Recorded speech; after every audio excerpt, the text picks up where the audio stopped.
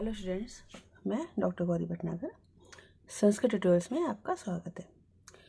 शिशुपाल वधम का प्रथम सर्ग चल रहा था, जो महाकवि माघ की रचना है। महाकवि माघ ने नारद का वर्णन महर्षि नारद का वर्णन किया पिछले श्लोकों में। अब नारद जो है भगवान कृष्ण से मिलने आए हुए हैं, तो भगवान कृष्ण ने उनको आसन दिया है बैठने के लिए। इसके बाद उन दोनों की छवि का, कांति का कवि वर्णन कर रहे हैं। देखें, रथांग पाणे पटलेन रोचिशाम ऋषितुषा संवालिता विरेजिरे चलत पलाशांत गोचरास तरोस तुषार मूर्तरिव नक्तमंशवा। अब कह रहे रथांग पाणे। रथांग पाणे, रथांग मीन्स चक्र हाथ में है जिनके, अर्थात सुदर्शन चक्रधारी भगवान कृष्ण की रोचिशाम पटलेन, कांति के पटलेन समूह से संवलिता मिली हुई, सम्मिलित हुई। ऋषि तुषा नारद की, महर्षि नारद की कांति। नक्तम रात में। तरो वृक्ष के चलत पलाशांत गोचरा, चंचल पत्तों के अंतर्मीस बीच से, मध्य से, गोचरा दिखाई देने वाली या पड़ने वाली। तुषार मूर्ते अंशवा, तुषार मूर्ते चंद्रमा की अंशवा किरणों के में समान विरेजिरे सुशोभित हुई। अर्थात भगवान कृष्ण चूंकि श्याम वर्ण के हैं, नारद गौर वर्ण के हैं, तो कवि ने ऐसी कल्पना की है कि उन दोनों के आमने सामने बैठने से उन दोनों की जो कांति है वो ऐसी प्रतीत हो रही जैसे रात में पेड़ों के पत्तों के बीच से श्वेत चंद्रमा की जो किरणें हैं, रोशनी है, वो धीरे धीरे थोड़ी थोड़ी सी पृथ्वी पर पड़ रही हो। तो जहाँ पर पेड़ की छाया है वहाँ नीचे काली है पृथ्वी, और वहाँ से चंद्रमा की कांति जो थोड़ी जो रोशनी पड़ रही है, किरणें पड़ रही है, उससे पृथ्वी जगह जगह श्वेत दिखाई दे रही है। तो उसका ही वर्णन, उससे ही तुलना यहाँ पर भगवान कृष्ण और नारद की शोभा की, कांति की है। देखेंगे फिर से, रथांग पाणे सुदर्शन चक्रधारी भगवान कृष्ण की रोज शाम पटलेन, कांति के समूह से, भगवान कृष्ण की कांति के समूह से समयता मिली हुई। ऋषि तुषा नारद की, ऋषि नारद की शोभा, नारद के शरीर की छवि। नक्तम रात में। तरो चलत पलाशांत गोचरा वृक्ष के हिलते हुए, चलत में चंचल अर्थात हिलते हुए पत्तों के बीच से, गोचरा पड़ने वाली अर्थात पृथ्वी पर पड़ने वाली। तुषार मूर्ते अंशवायु विरेजिरे चंद्रमा की किरणों के समान सुशोभित हुई। उपमा अलंकार है यहाँ पर। सारे ही सर्ग में उपमा अलंकार का मुख्य रूप से प्रयोग किया हुआ है। अगला श्लोक देखेंगे। प्रफुल्ल तापिच्छ निमय अभिशुभि शुभैश्च सप्त छद पांशु पांडवी परस्परेण शुरिताम लक्ष्मी तद एक वर्णाविव तव बभूवतु। अब यहाँ पे कह रहे हैं प्रफुल्ल तापिच्छ निभय, प्रफुल्ल खिले हुए, तापिच्छ तमाल के फूलों के, निभय में समान, सप्त छद पांशु पांडवी सप्त छद फूलों के समान, पांडवी श्वेत कांति की, श्वेताभा की। शुभ्र अभिशुभि, शुभ्र में धवल किरणों के, स्वच्छ किरणों के। परस्परेण आपस में, शुरित अमल छवि, शुरित सम्मिलित, अमल छवि सुंदर कांति वाले, सुंदर आभा वाले। तो वे दोनों भगवान कृष्ण और नारद मुनि तदा एक वर्णय बभूवतु, उस समय एक वर्णय मानो एक वर्ण के हो गए। अर्थात कवि कहना चाहते हैं कि भगवान कृष्ण का जो वर्ण है, रंग है, वो तमाल के फूलों के समान श्याम वर्ण का था, और नारद का वर्ण सप्तछद के फूलों के समान श्वेत था। दोनों एक दूसरे के सामने बैठे थे। उन दोनों के शरीर से जो कांति निकल रही थी, आभा निकल रही थी, वो एक दूसरे के ऊपर पड़ रही थी। तो ऐसा प्रतीत हुआ मानो दोनों जो हैं श्याम और श्वेत के मिश्रण से एक ही रंग के हो गए हों। तो अंतिम पंक्ति में मानो का प्रयोग होने से उत्प्रेक्षा अलंकार है। बाकी उपमा अलंकार का प्रयोग है। फिर से देखेंगे। प्रफुल्ल तापछ निभय, खिले हुए तमाल के फूलों के समान, श्याम कांति की, श्यामल कांति की, सप्तछद पांशु पांडुई, और सप्तछद फूलों के समान श्वेत कांति की, शुभ्रे अभिशुभि, शुभ्रे अभिशुभि, सुंदर आभा के, सुंदर किरणों के, परस्परेण आपस में छुरित अमल छवि, आपस में छुरित मिश्रित होने पर अमल छवि, सुंदर कांति वाले, सुंदर आभा वाले, तो वे दोनों भगवान कृष्ण और नारद मुनि तदा उस समय एक वर्णों इव बभुवतु, मानो एक रंग के हो गए थे। अगला श्लोक देखें। युगांत काल प्रतिसंहृतात्मनो जगन्ति यस्याम सविकाशमासत, तनो ममुस्तत्र न कैटभ दुष्यस्तपोधनाभ्यागम संभवा वा। कहते हैं युगांत काल प्रतिसंहृत आत्मना, युगांत काल युगांत के समय अर्थात प्रलय काल के समय प्रतिसंहृत आत्मनो अपने में सबको समा लेने वाले, सबको समाहित कर लेने वाले, कैटभ दुषा, कैटभ राक्षस के शत्रु अर्थात भगवान कृष्ण के,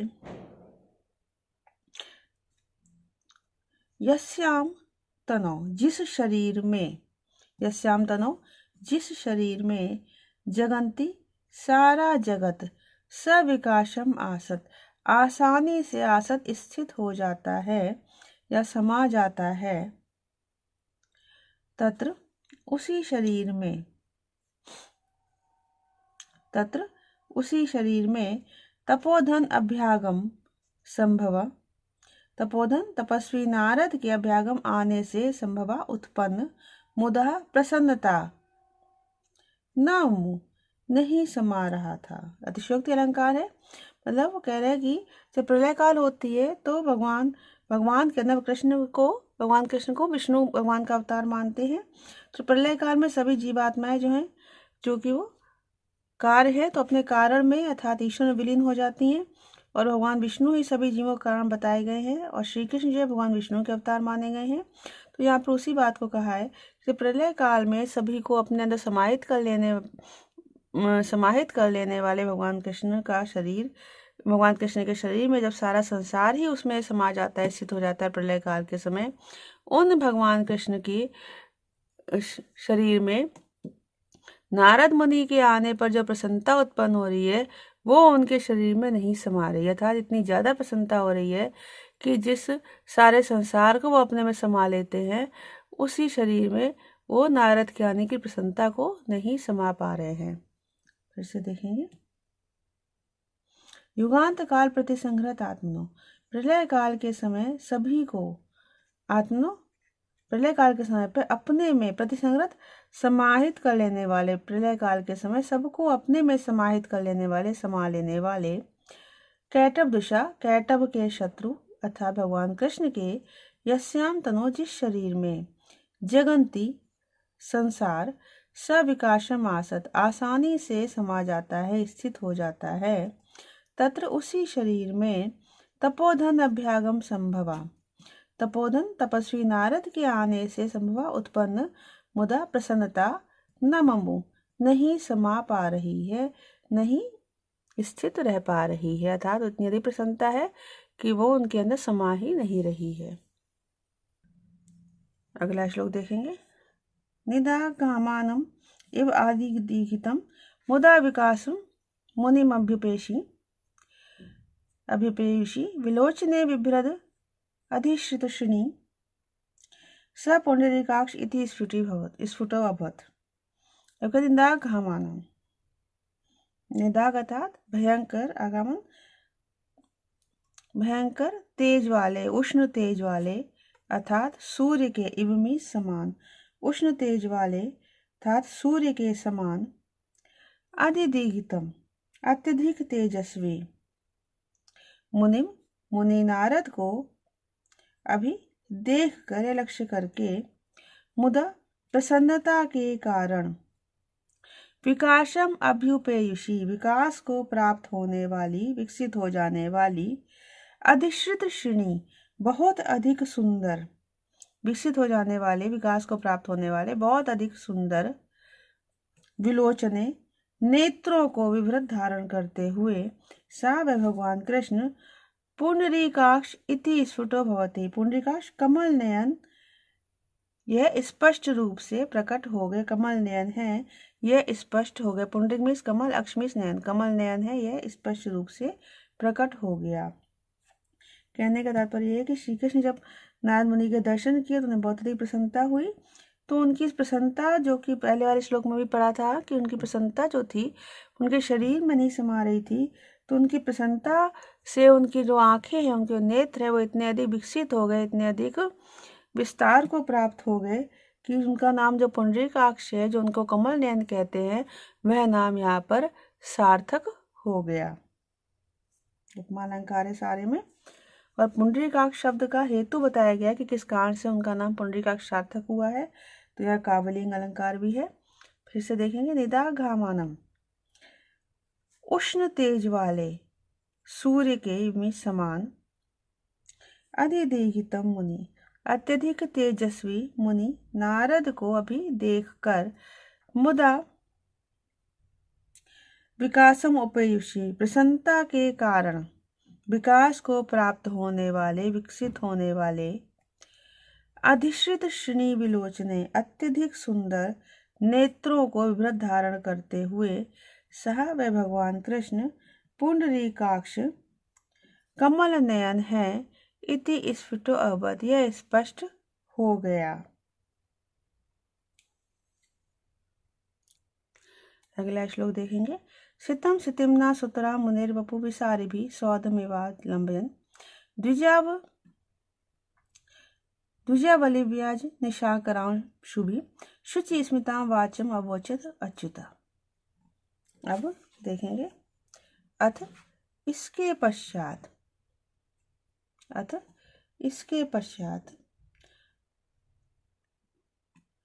अच्युता विसारिभि, अच्युता भगवान कृष्ण ने विसारिभि चारों ओर, विसारिभि माने विस्तृत होने वाली अर्थात फैलने वाली, चारों ओर फैलने वाली, द्विज अवली व्याज निशांकर अश्रुभि, द्विज अवली दंत पंक्तियों के व्याज बहाने से, निशाकर अंश भी चंद्रमा की किरणों से, सितम श्वेत वर्ण के मुनि नारद के, श्वेत वर्ण के मुनि नारद के वपु शरीर को, सौधम एव महल के समान, सौधम एव महल के समान, सुतराम बहुत अधिक, सितिम्ना लंबयन, सितिम्ना लंबयन शुभ्र बनाते हुए, शुभ्रता को प्राप्त कराते हुए, शुचि स्मिताम वाचम अवोचत, पवित्र स्मिता मंदहास से युक्त, वाचम अवोचत वाणी से कहा।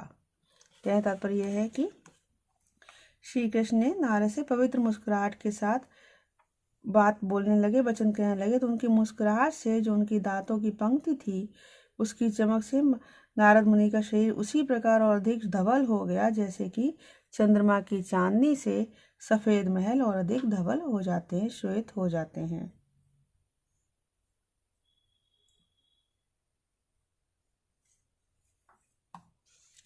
फिर से देखेंगे, अथ इसके पश्चात अच्युत भगवान कृष्ण ने विसारिभि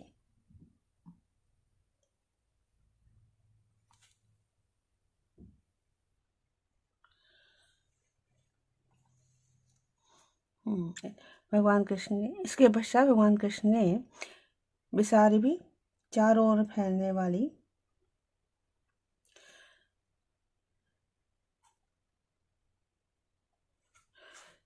निशाकर अंश भी चंद्रमा की किरणों के